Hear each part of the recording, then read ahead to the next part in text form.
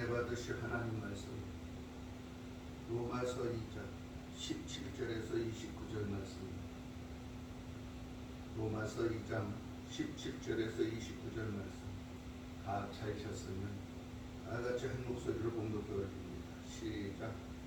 유대인이라 불리는 내가 율법을 의지하며 하나님을 자랑하며 율법의 교훈을 받아 하나님의 뜻을 알고 지극히 선한 것을 분간하며 맹인의 길을 인도하는 자요 어둠에 있는 자요 빛이요 율법에 있는 지식과 진리의 모본을 가진 자로서 어리석은 자의 교사요 어린아이의 선생이라고 스스로 믿으니 그러면 다른 사람을 가르치는 네가 내 자신은 가르치지 아니하느냐? 도둑질하지 말라 선포하는 네가 도둑질하느냐? 간음하지 말라 말하는 네가 간음하느냐? 우상을 가증히 여기는 네가 신전 물건을 도둑질하느냐? 율법을 자랑하는 네가 율법을 범함으로 하나님을 욕되게 하느냐? 기록된 바와 같이 하나님의 이름이 너희 때문에 이방인 중에서 모독을 받는도다. 네가 율법을 행하면 할례가 무익하나 만일 율법을 범하면 네 할례는 무할례가 되느니라. 그런즉 무할례자가 율법의 규례를 지키면 그 무할례를 할례와 같이 여길 것이 아니냐. 또한 본래 무할례자가 율법을 온전히 지키면 율법 조문과 할례를 가지고 율법을 범하는 너를 정죄하지 아니하겠느냐. 무릇 표면적 유대인이 아니요 표면적 육신의 할례가 아니니라. 오직 이면적 유대인이 유대인이며 할례는 마음에 할지니 영에 있고 율법 조문에 있지 아니한 것이라. 그 칭찬이 사람에게서가 아니요 다만 하나님에게서니라. 아멘. 아멘. 17절에서 29절은 형식적인 율법주의와 참 유대인에 대하여 정의한 말씀입니다. 17절에 유대인이라 불리는 네가 율법을 행하며 하나님을 자랑하며, 이 말씀에 유대인이라 불리는 유대인이라는 호칭은 헬라인이나 이방인들과 상대되는 개념으로서 모세 율법을 중심으로 형성된 종교의 공동체로서 율법성을 반영하고 있는 호칭입니다. 유대인이라고 최초로 사용된 것은 포로 시대 이후 팔레스틴으로 돌아온 후에 이스라엘 사람들은 유다 지파를 비롯하여 여러 지파들이 섞여 살아왔음에도 불구하고 유대인이라고 불러왔습니다.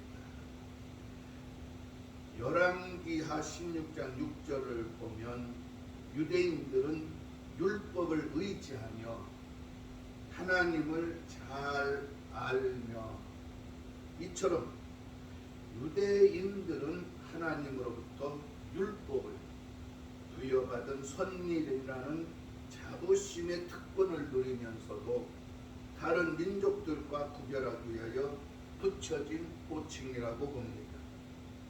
갈라디아서 2장 15절을 봅니다. 갈라디아서 2장 15절 다 찾으셨으면 우리 다 같이 한 목소리로 봉독드립니다. 우리는 본래 유대인이요 이방 죄인이 아니로되. 요한계시록 2장 9절을 봅니다. 요한계시록 2장 9절 다 찾으셨으면 우리 다 같이 한 목소리로 봉독드립니다. 시작. 내가 네 환난과 궁핍을 알거니와 실상은 네가 부요한 자니라. 자칭 유대인이라 하는 자들의 비방도 알거니와 실상은 유대인이 아니요 사탄의 회당이라.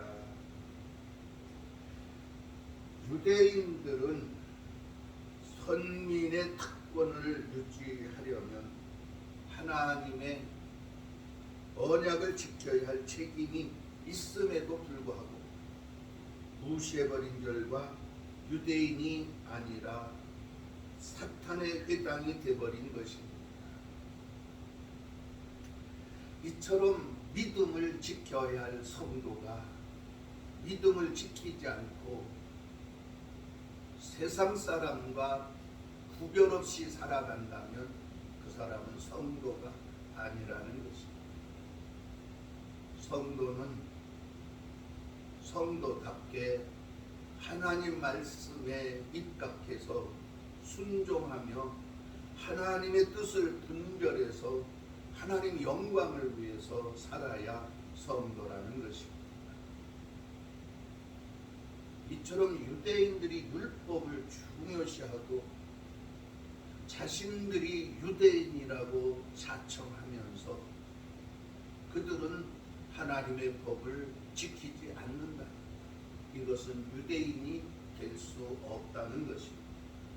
오히려 하나님의 영광을 그르치는 사탄의 모습이라는 것을 우리는 잘 기억하고 우리는 성도답게 예수 그리스도의 십자가의 보혈의 은혜로 구원받은 자답게 십자가를 높이 들고 주의 사랑을 전하는 성도가 되시기를 주의 이름으로 축원합니다. 18절에 율법의 교훈을 받아 하나님의 뜻을 알고 지극히 선한 것을 분간하며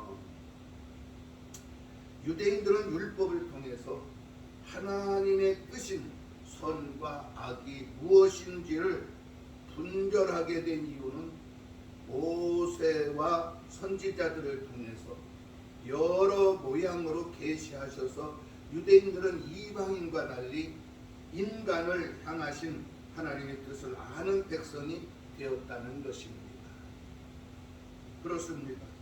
성도는 하나님의 구원의 계획뿐만 아니라 하나님의 섭리를 통한 뜻을 알기 위하여 계시의 말씀인 성경을 읽고 기도하는 생활이 필요한 것입니다. 주일날 반짝 교회에 와서 예배만 드렸다고 성도가 아닙니다. 그건 무늬만 성도이지. 설교 말씀을 듣고 일주일 내내 하나님의 그 뜻을 잘 영분별해서 약속의 말씀의 진리를 지키려고 노력하고 애쓰는 성도가 성도라는 것이죠. 디모데후서 3장 16절을 봅니다. 디모데후서 3장 16절에서 17절 말씀 다 찾으셨으면 다 같이 한 목소리로 공독 올립니다. 시작.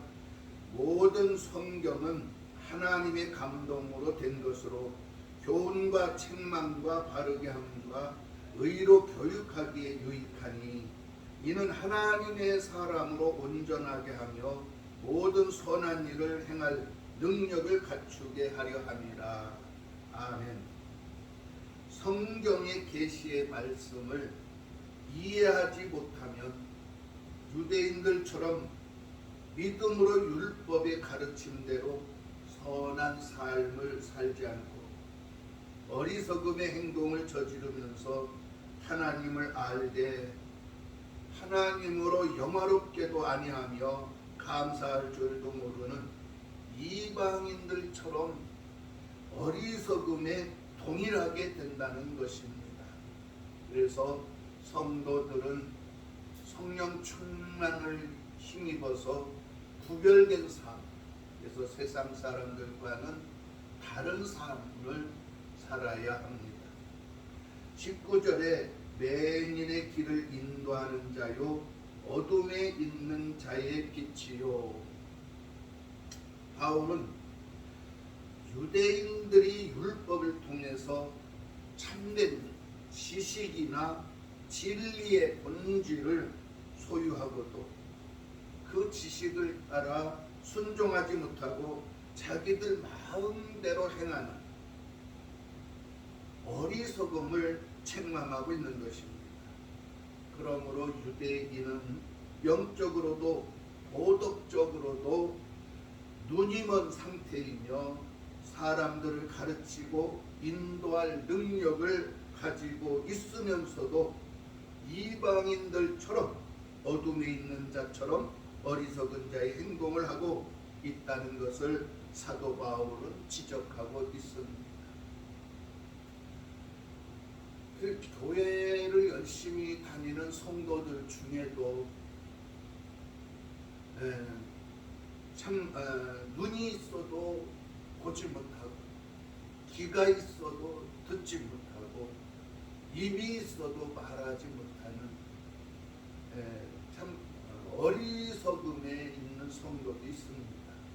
이 말씀은 무슨 말씀이냐면 말씀을 듣고도 깨닫지 못하고 또 깨달았다고는 하면서도 복음을 전하지 못하는 어리석은 성도를 봅니다. 반드시 우리는 하나님의 계시의 말씀을 통해서 하나님이 나에게 무엇을 전하고 있는지, 내가 과연 하나님을 위해서 무엇을 해야 하는지 영적 분별 능력을 가져야 합니다. 그러기 위해선 날마다 성경을 가까이 하고 또 열심히 기도하고 또 열심히 노력하는 복음의 능력자가 되기 위해서는 말씀에 최선을 다하는, 그래서 날마다 깨어있는 그런 성도가 되어야 한다는 것입니다. 20절의 율법에 있는 지식과 진리의 모범을 가진 어리석은 자의 교사요 어린아이의 선생이라고 스스로 믿으니, 성경에서 어린아이는 영적으로 상징할 때 연약한 존재로 설명하고 있습니다. 고린도전서 14장 20절을 봅니다. 고린도전서 14장 20절 말씀. 다 찾으셨으면 우리 다 같이 큰 목소리로 봉독해 올립니다. 형제들아, 지혜에는 아이가 되지 말고 악에는 어린 아이가 되라. 지혜에는 장성한 사람이 되라. 지혜의 말씀, 지식의 말씀에는 어린아이처럼 되지 말라는 거예요. 악에는 어린아이가 되라는 것인데, 어린아이들은 분별력이 떨어져서 어떤 것이 옳고 그른지 몰라서 죄를 범할 수 있다는 것입니다. 그래서 지혜는 장성한 사람이 되라. 에베소서 4장 14절을 볼까요? 에베소서 4장 14절 말씀. 다 찾으셨으면 다 같이 봉독해 올립니다. 시작. 이는 우리가 이제부터 어린아이가 되지 아니하여 사람의 속임수와 간사한 유혹에 빠져 온갖 교훈의 풍조에 밀려 요동하지 않게 하려 함이라. 이렇게 장성해야 하는 이유, 어린아이는 어리석은 존재로도 설명합니다. 그래서 어리석은 행동을 하지 마라. 분명 성도는 옳고 그름, 죄를 분별할 수 있는, 그래서 영적인 존재가 되어야 합니다. 그래서 하나님은 영이시기에 우리 속에는 진리의 성령이 오셔서 함께하고 있다는 사실을 우리는 깨달아야 합니다. 잠언 22장 15절에 보면 아이의 마음에는 미련한 것이 얽혔으나 징계하는 채찍이 이를 멀리 쫓아내리라. 그래서 이렇게 어린아이는 미련합니다. 진리의 분별력이 떨어져서, 그래서 징계하는 채찍이 성장함에 따라서 이제 어리석은 행동을 멀리 쫓아낸다는 것이죠.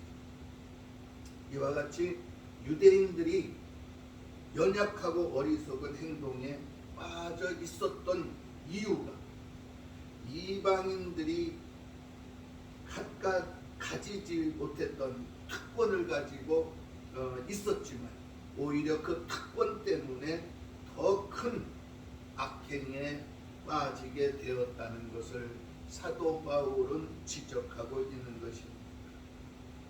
이방인들은 선민이라는 특권에서 제외된 자들입니다. 그래서 이방인들이 갖지 못한 특권을 유대인들은 갖고 살았죠. 그래서 선민의식, 우리는 하나님으로부터 부름을 받고 하나님 우리를 택하셔서 하나님 백성이 되었다. 그런데 그렇게 입으로는 설명을 하면서 그들은 정작 하나님의 언약의 말씀, 율법의 은혜의 말씀을 저버렸습니다. 그래서 그들은 하나님의 법을 지키지 않으면서 이방인들에는 온갖 특권 행세를 다 했다는 것, 그것이 어리석다는 것이죠. 21절에 그러면 다른 사람을 가르치는 내가 내 자신은 가르치지 아니하느냐? 도둑질하지 말라 선포하는 내가 도둑질하느냐? 바울은 유대인들이 소유한 율법에 대한 자부심과 긍지를 가지고 있으면서 그것을 조금도 실천하지 못하는 유대인들의 죄악된 모순점을 책망하고 있습니다. 그래서 교회에서도 간혹 보면 성도들이 성도답지 못해서 세상 사람들에게 왜 교회를 다니는데 저렇게 사는 거야? 이런 말을 듣는 성도도 있다는 것이죠. 그래서 사도 바울은 너희가 예수를 자랑하고 교회를 다니는 것을 자랑스럽게 여긴다면 세상 사람들 앞에서 예수가 욕먹는 행동, 교회가 비방받는 행동은 하지 말라는 것입니다. 그래서 성도는 영분별이 중요합니다. 22절에 간음하지 말라 말하는 내가 간음하느냐? 우상을 가증히 여기는 내가 신전 물건을 도둑질하느냐? 유대인의 율법주의자들이 가장 엄격한 율법을 종교의 원리로 삼고 있는 도덕적 기준, 우상 숭배의 가증함과 도둑질의 악행을 하고 있음을 사도 바울은 책망합니다. 그래서 성도들은 탐욕과 정욕을 버려야 합니다. 오로지 주님과 사귀고 세상과는 멀리해야 합니다. 그래서 시간이 나는 대로 성도는 교회에 와서 기도해야 합니다. 주일날만 와서 찬송하고 또 기도하고 예배드리는 것으로는 부족합니다. 탐나는 대로 교회에서든 집에서든 예수님을 찾고 주의 이름을 부르고 주님 앞에 무릎 꿇고 기도하는 기도 생활이 아주 중요합니다.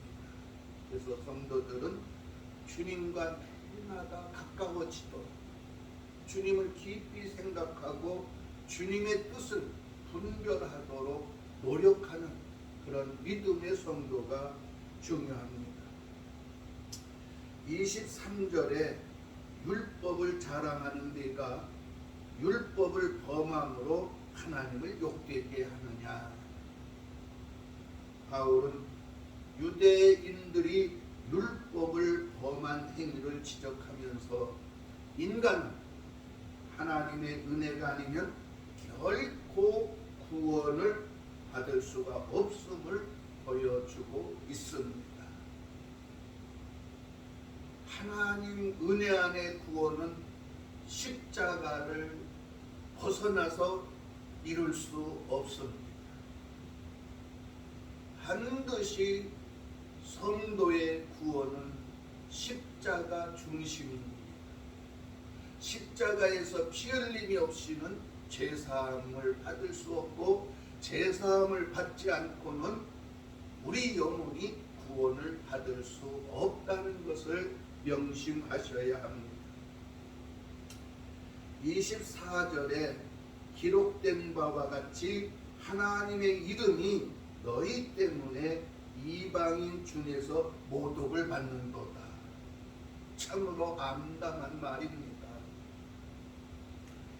바울은 이 말씀을 이사야 52장 5절을 인용하여 이사야 선지자의 권위를 내세우는 동시에 자신이 주장하는 논리를 더욱 확고하게 정당화시키고 있는 것이라고 생각됩니다.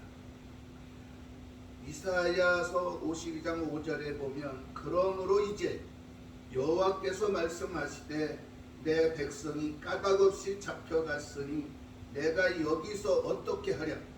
여호와께서 말씀하시되 그들을 관할하는 자들이 떠들며 내 이름을 항상 종일토록 더럽히도다. 당시에 이방인들은 유대인들을 마치 하나님과 동일한 인격을 소유한 거룩한 백성인 양 취급했습니다. 그러나 유대인들의 지나친 자랑에 이방인들이 속았다고 생각했다는 것을 바울은 지금 고발하고 있는 것입니다. 정말 너희들이 이방인과 다르다면, 정말 너희들이 율법을 잘 알고 있다면 죄짓지 말라는 거예요. 그런데 그들은 유대인이라고 하면서도, 율법을 알고 있다고 하면서도 이방인보다도 더 추악한 죄를 범하고 있기에 바울은 책망하고 있는 것입니다. 사실 교회에서 성도들이 죄를 짓는다고 해서 목사가 찾아가서 야단을 치고 죄 짓지 말라고 솔직하게 가르치기는 힘듭니다. 왜? 교회 안 올까봐 걱정이 돼서. 그러나 장언은 말합니다. 사랑할수록 더 엄격하게 가르쳐라. 사랑의 매는 뼈에 박히지만 튀지는 않는다고 가르칩니다. 그런데 실상은 그렇지 못하죠. 알면서도 슬쩍 눈 감고 넘어가는 것. 사실은 그것 또한 목사도 잘못된 길을 걷고 있다고 생각이 듭니다. 그래서 교회의 성도들은 목사가 전하는 하나님 말씀에 귀를 기울이고 자신을 말씀을 통해서 변화시키려는 노력, 양심의 가책을 받을 때마다 회개하고 또 자복하고 통회하는 노력이 필요합니다. 노력 없이는 우리가 천국 가기가 어렵다는 것을 깨달아야 합니다. 그래서 날마다 주님 앞에 최선을 다하고 또 최선을 다해서 세상과 구별된 모습, 성령 안에서 새 사람을 입은 모습으로 살아가시길 주의 이름으로 축원합니다. 25절에 내가 율법을 행하면 할례가 유익하나 만일 율법을 범하면 내 할례는 무할례가 되느니라. 유대인들의 가장 자랑거리인 율법과 함께 할례의 문제로 주의를 바울은 환기시키면서, 바울은 자신이 전하고자 하는 복음의 본질로 한 걸음 더 접근하고 있음을 알 수 있습니다. 유대인들은 할례가 구원의 조건으로 잘못 알고 있었다는 것이죠. 그래서 바울은 형식적인 할례는 무할례가 되는 것이라고 선포하고 있습니다. 그러므로 유대인들이 자랑은 쓸모없는 것이 되어버리고 만 것이죠. 형식적인 믿음에서 실천적인 순종의 믿음의 결단을 촉구하고 있는 것입니다. 네, 그렇습니다. 육체의 할례를 자랑한다고 해서 구원의 완성을 이룰 수 없습니다. 성도도 마찬가지입니다. 주일날 잠깐 교회 와서 앉았다가 간다고 해서 구원의 완성의 단계를 이룰 수 있는 것이 아닙니다. 주님 다시 오시는 날 주님의 음성을 듣고 주님을 따라가기 위해서는 깨어 있어야 합니다. 늘 말씀에 귀를 기울이고 있어야 하고 늘 깨어서 정신을 차리고 기도하고 있어야 합니다. 그래서 내 양심의 가책이 들어오면 가차없이 내쫓아내야 합니다. 그리고 주님 앞에 진실된 믿음을 보여야 한다는 것이죠. 그것은 말씀에 순종하고 실천하는 것임을 믿으시길 바랍니다. 26절에 그런즉 무할례자가 율법의 규례를 지키면 그 무할례를 할례와 같이 여길 것이 아니냐. 바울은 본절에서 율법의 제도를 설명한 이유가 율법의 규례라 한 것은 언약적인 율법을 염두에 두고 할례와 연관을 짓기 위한 것이라고 생각됩니다. 유대인은 몸의 할례를 받았으나 그리스도인들은 마음의 영적 할례를 받았다는 것입니다. 로마서 2장 29절을 봅니다. 로마서 2장 29절 다 같이 읽습니다. 시작. 오직 이면적 유대인이 유대인이며 할례는 마음에 할지니 영에 있고 율법 조문에 있지 아니한 것이라. 그 칭찬이 사람에게서가 아니요 다만 하나님에게서니라. 그래서 마음의 할례를 명령하신 이유는 뭐냐? 몸의 할례 때문에 교만해졌기 때문입니다. 교만하지 말라 이 말이야. 너희들이 육신에 표시를 냈다고 해서 교만하지 말라. 신명기 10장을 봅니다. 신명기 10장 16절. 신명기 10장 16절 같이 하셨으면 다 같이 공독해 올립니다. 시작. 그러므로 너희는 마음의 할례를 행하고 다시는 목을 곧게 하지 말라. 아멘. 그렇게 율법을 지키느냐 못 지키느냐가 중요한 것입니다. 사람으로서는 사실 지키기가 어렵죠. 그러니까 율법은 지키기가 어렵기 때문에 율법으로는 구원을 이룰 수 없다는 것. 그래서 너희들이 육신의 할례를 받았다고 해서 교만하지 말라는 것입니다. 그래서 하나님은 마음의 할례를 받아라. 믿음의 중요성을 강조하는 것이죠. 그래서 주 예수를 믿으라. 그리하면 너와 내 집이 구원을 받는다. 주님이 말씀하셨습니다. 그리스도와 합한 자. 그래서 무엇을 말하느냐? 베드로는 그리스도와 합한 자는 그리스도로 옷 입은 자다. 그리스도의 옷을 입어야. 이것은 뭐냐? 세상과 구별된 행동을 하라 이 말이죠. 갈라디아서를 봅니다. 갈라디아서 3장 27절. 갈라디아서 3장 27절 다 같이 공독해 올립니다. 시작. 누구든지 그리스도와 합하기 위하여 세례를 받은 자는 그리스도로 옷 입었느니라.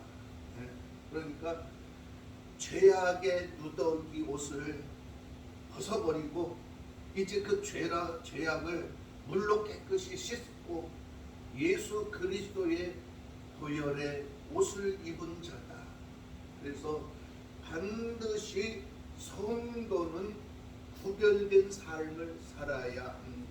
내가 앉아야 될 자리를 확실히 알아야 되고 내가 눕고 일어날 자리를 확실히 알아야 합니다.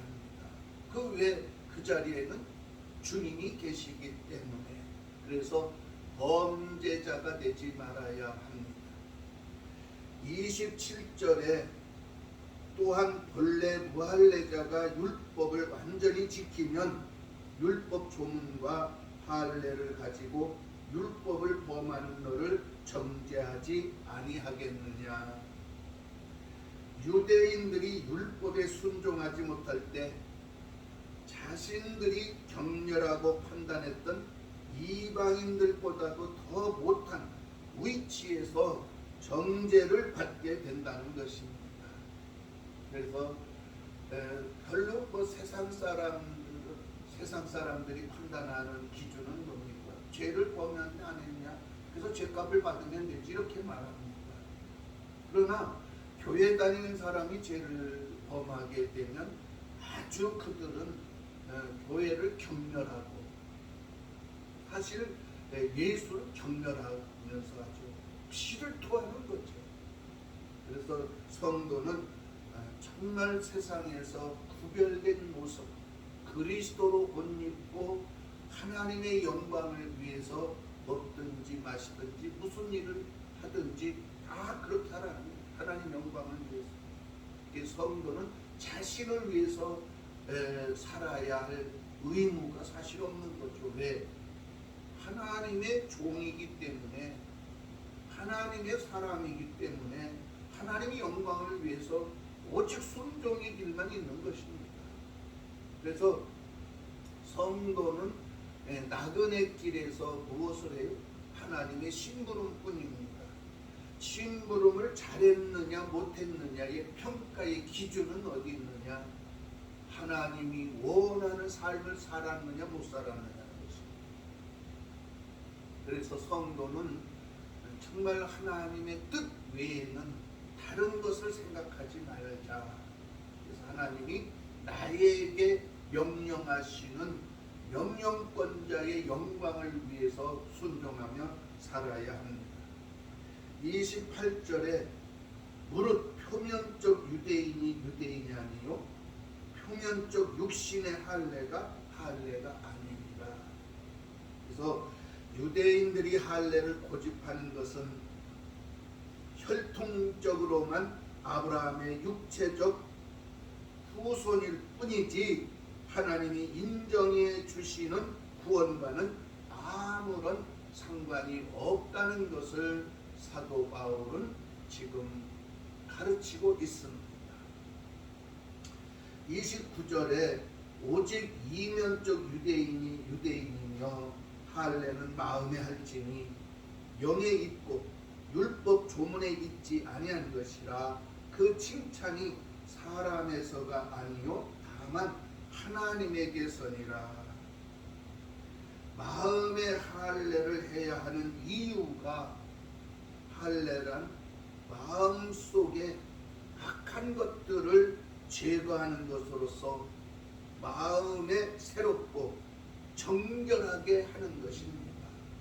그래서 유대인들이 아브라함의 믿음을 쫓아서 육신의 할례를 하는 것은 뭐예요? 죄를 짓지 말라. 왜? 너희가 이제는 죄에서 벗어나 하나님과 언약의 백성이 되었으니 이제는 너희들은 선한 길, 착한 길, 정직한 길로만 가라는 것입니다. 그렇게 해야만이 구원이 있다는 것이죠. 하나님의 자녀가 되는 길이 바로 변화의 길입니다. 새로운 길입니다. 그런데 이 육신의 할례나 율법은 그것을 지키지 못했어요. 지켜낼 수가 없고, 그래서 그 대책으로 짐승들이 죽고 피를 흘려야 했는데 그 또한 완전하지 못했습니다. 그래서 완전한 것은 하나님의 독생자 예수 그리스도, 진리가 육신이 되어 이 땅에 오셔서 죄인들의 죄를 씻어내고 죄악과 사망의 저주를 십자가에 못 박고 피 흘림으로 돌아가셔야 했습니다. 이것이 단번에 하나님 앞에 드려진 제물이 되신 것이죠. 그래서 정말 우리가 날마다 예수 이름을 부르고 말씀을 또 묵상하고 또 이 말씀을 지키고 따르려고 노력하는 이유는 뭐냐? 우리 양심에 예수 그리스도의 보혈을 매일같이 발라야 합니다. 하나님은 내 양심에 예수 그리스도의 보혈만 보시지 내 양심에서 죄악의 티끌은 보시지 않습니다. 얼마만큼 내가 예수 중심으로 살고 있느냐, 예수님이 하신 말씀대로 지키려고 노력하고 애쓰느냐, 그래서 예수님의 보혈의 흔적만 보시는 것입니다. 그래서 우리는 이제는 마음의 할례를 받았으면 마음에서 악한 것을 몰아내고 선한 사람으로 새롭게 변화를 노력해야 돼요. 레위기 26장을 봅니다. 레위기 26장 41절에서 43절 말씀 다 찾으셨으면 다 같이 공독해 올립니다. 시작.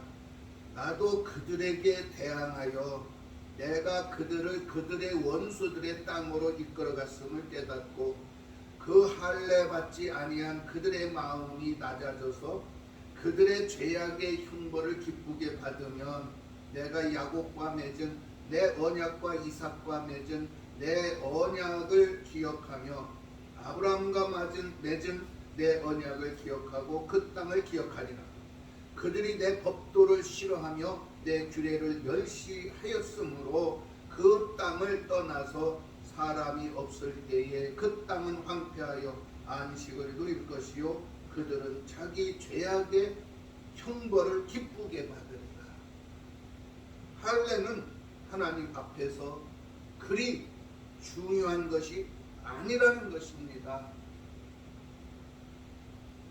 얼마나 할례를 받은 자의 금지와 자부심을 가지고 정직하고 정결하게 하나님의 뜻대로 순종하며 살아가느냐가 중요한 것이라는 것이죠.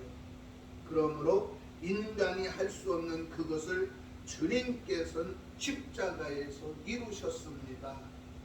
짐승이 죽어서 제물이 되고 피를 흘려야 했지만 그 또한 효력이 없어서 예수님은 이 땅에 오셔서 흠도 티도 점도 없으신데 십자가에서 피 흘리고 죽으셔야만 했습니다. 이것은 그 누구도 할 수 없지만 하나님은 하실 수 있고 예수 그리스도께서는 아버지 말씀에 순종해서 실천할 수가 있으셨다는 것입니다. 여러분, 하나님은 야곱의 언약, 이삭의 언약, 아브라함의 언약, 이것을 통해서 젖과 꿀이 흐르는 땅을 주셨습니다. 그런데 그 땅에 가서 범죄자가 되고 우상 숭배자가 되고 타락하고 음란하고 도둑질하고 살인하고 이렇게 살아갔습니다. 그들의 사는 땅은 어떻게 됐어요? 황폐해지는 거예요. 결국은 그들이 점령한 믿음의 젖과 꿀이 흐르는 땅이 황폐해지게 되고 그 황폐한 땅이 안식을 누리게 돼요. 참으로 안타까운 거죠. 그래서 교회도 범죄의 소굴이 되면 안 됩니다. 범죄의 소굴이 될 수 있는 아주 지름길은 뭐냐? 탐욕이에요. 교회가 탐욕이 있으면 범죄자가 돼요. 목사가 탐욕이 있고 장로들이 탐욕이 생기면 교회는 아주 범죄의 소굴이 되어버리고 말아요. 지금도 교회가 교회답지 못하고 사실은 겉으로 아주 리모델링 새로 고쳐서 아주 화려하게 단장하고 꾸미는 것, 아주 치장하는 데는 아주 정말 기특일 정도로 너희 교회 우리 교회 할 것 없이 그렇게 합니다. 그런데 사실 옆에 힘들고 어려운 가난한 이웃 교회는 나몰라라 하는 거죠. 잘못된 것입니다. 어떻게 보면 우리는 예수님이 교회를 세우실 때 너희 교회 우리 교회 이렇게 세우셔 구별해서 세웠나? 아니잖아요. 다 예수님의 핏값으로 세웠습니다. 그리고 주님의 몸된 교회로 만들어 주셨습니다. 그리고 그 교회의 머리는 주님이시죠. 하나라는 얘기죠. 하나. 천주교가 망하지 않는 이유, 쓰러지지 않는 이유가 하나예요. 그냥 어디 교구야? 이렇게는 물어. 그러나 어느 천주교에 나 이렇게 안 물어요. 그들은 그냥 천주교 나갑니다. 어느 교구에 나갔어요. 이렇게. 그런데 이게 진짜 앞장서서 복음을 전하는 그리스도의 교회는 뭐예요? 우리 교회, 너희 교회. 우리 교회는 어떤데 너희 교회는 우리 교회는 부자인데 너희 교회는 가난하고 이런 거나 따져. 응? 천주교인들은 성도가 몇 명이 이거 물어보지도 않아. 그런데 개신교는 물어봐. 너희 교회는 몇 명? 우리 교회는 10,000명. 그러면 그래, 우리 교회 10만 명 나온다. 또 다른 교회에서 10만 명 나온다. 우리 교회 20만 명 나온다. 그걸 왜 잘하는 거야? 우리가 무언가를 그래서 지금도 이렇게 교회를 보면 성도들이 어떤 목사님의 능력이 있다. 거기 처음엔 그리고 가. 그래도 처음에는 교회가 좀 부흥되는 것 같아. 그런데 한 5, 6년 지나봐 교회는 맨날 그 자리에서 제가 주장하는 건 그겁니다. 그렇게 능력이 많은데 왜 그냥 그대로 있느냐. 더 발전하고 더 부흥하고 더 하나님 나라 확장돼야 되는데 그렇지 않아. 그냥 말뿐, 허울뿐. 껍데기는 그럴듯한지 모르지만 입만 살아있다. 그래서 우리 교회는 정말 예수 중심, 한 영혼을 천하보다 더 귀하게 여기고 내 옆에 어려운 교회가 있으면 그 교회를 위해서 같이 눈물 흘려주고 기도해 줄 수 있는 사랑의 교회가 돼. 주님이 원하는 이웃을 내 몸처럼 사랑해라. 이웃이 힘들 때 어려울 때 함께 돕고 함께 세상을 믿음의 자유 안에서 화평을 이루어 나갈 수 있는 통일된 교회가 형성되시기를 주의 이름으로 축원합니다. 그래서 할례는 하나님 앞에서 그리 중요한 것이 아닙니다.